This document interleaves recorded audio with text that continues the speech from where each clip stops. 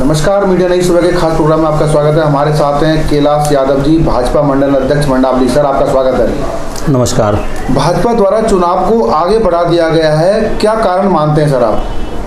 देखिए, पिछले 7 वर्षों से जिस प्रकार से केजरीवाल जी ने निगम के साथ सौतेला व्यवहार किया है और लगातार आप लोगों ने सबने देखा होगा, दिल्ली की जनता ने भी देखा कि निगम के कर्मचारियों का समय पर वेतन ना मिल पाना, प्राइमरी स्कूल के टीचर्स को वेतन ना मिल पाना, निगम पार्षदों को फंड का ना मिल पाना, ये महत्वपूर्ण विषय रहे हैं जिस कारण से केंद्र सरकार को जो है निगम को एक करने का विचार आया।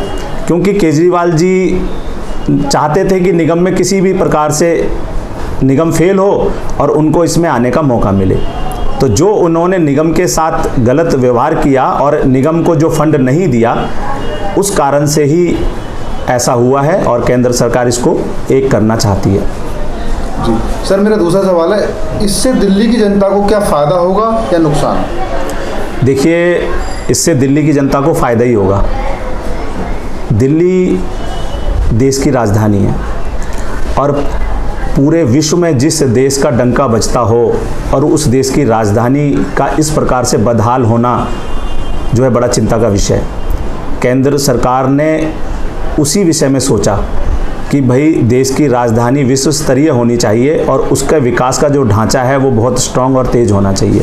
इसीलिए निगम को मजबूत बनाने के लिए, निगम को सुदृढ़ बनाने के लिए और दिल्ली में अच्छा विकास का काम हो सके, उसको करने के लिए ही केंद्र सरकार ने निगम को अपने हाथ में लिया है।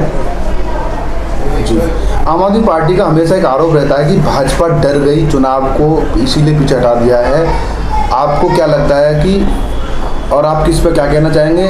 चुनाव अगर पीछे हटा देंगे तो कब होंगे भी या नहीं होंगे? देखिए, ये केजरीवाल जी का कहना कि भाजपा चुनाव से डर गई है।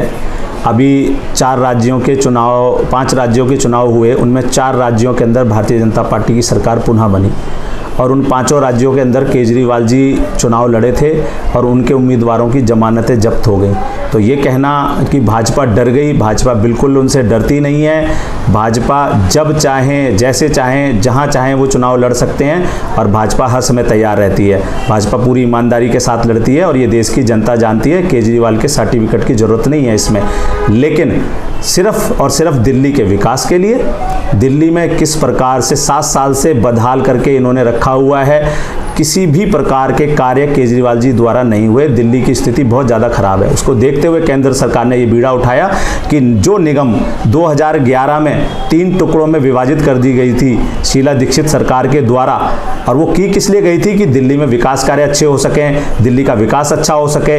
लेकिन जब देखा कि दिल्ली का विकास कार्य ठीक से नहीं हो पा रहा, 3 निगम जो हैं उन पे फंड का बड़ा अभाव है, इस कारण से केंद्र को ये लगा कि भाई निगम को एक करना चाहिए। एक करने पर निगम मजबूत होगी, दिल्ली वासियों की जो समस्याएं हैं उनका छुटकारा, उन्हें उससे छुटकारा मिलेगा, समस्याओं का समाधान होगा और जो उनको चाहिए कि दिल्ली में बेहतर सुविधाएं हों, वो बेहतर सुविधाएं मिलेंगी। क्योंकि डायरेक्ट जब एमसीडी केंद्र सरकार के अधीन जाएगी तो मोदी जी की जितनी योजनाएं हैं और जो मोदी जी द्वारा जो विकास कार्य पूरे देश में किया जा रहा है वो दिल्ली में भी बहुत तेजी के साथ हो सकेगा।